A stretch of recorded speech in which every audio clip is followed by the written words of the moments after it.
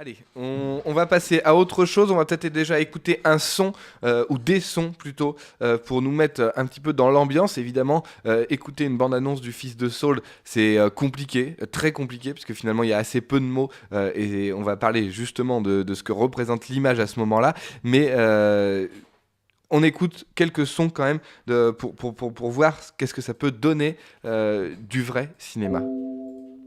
Alors ça c'est pas le son du film tout de suite. Voilà, maintenant c'est bon.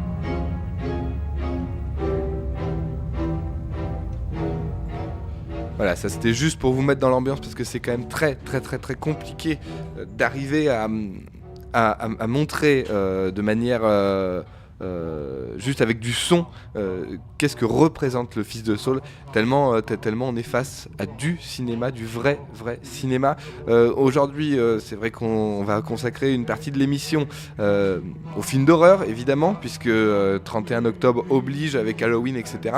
Là, on n'est pas dans un film d'horreur, on est dans un film de l'horreur.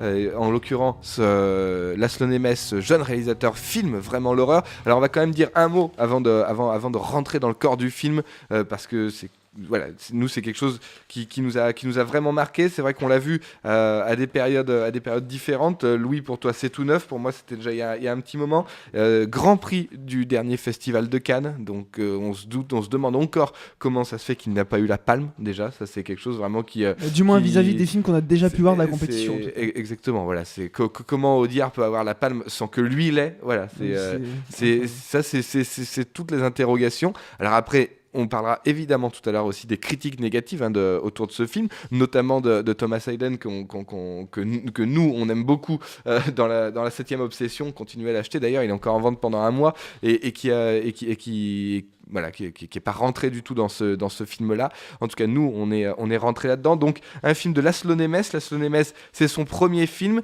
Voilà, c'est un Hongrois qui est arrivé en France très jeune. Il est né en 77, donc vous voyez, c'est pas non plus le petit jeune qui vient faire son film. C'est quand même déjà quelqu'un qui a déjà une certaine maturité, qui a vraiment pu faire mûrir son film à travers une petite, 4-5 courts-métrages auparavant, qui ont à chaque fois remporté des prix, hein. Il a toujours eu beaucoup de prix avec ses courts-métrages. Et là, il arrive avec Le Fils de Saul. C'était le seul premier film en compétition au Festival de Cannes. Et il va réussir donc à avoir ce grand prix. Un très très grand film. Moi, je suis sorti de là, je me suis dit, j'ai vu le film de la décennie, vraiment, voire plus. En tout cas, ce film-là rentre pour moi dans un top 10, dans un top 20 des plus grands films de tous les temps. Ça, c'est une certitude. Ne serait-ce que, et on en parlera justement quand on arrive à s'enlever du récit et qu'on regarde juste les images, ou quand les images seules arrivent à parler, arrivent à raconter l'histoire, et bien là, on est face à du très grand cinéma. Et c'est ce que Laszlo Nemes nous donne dans Le Fils de Saul.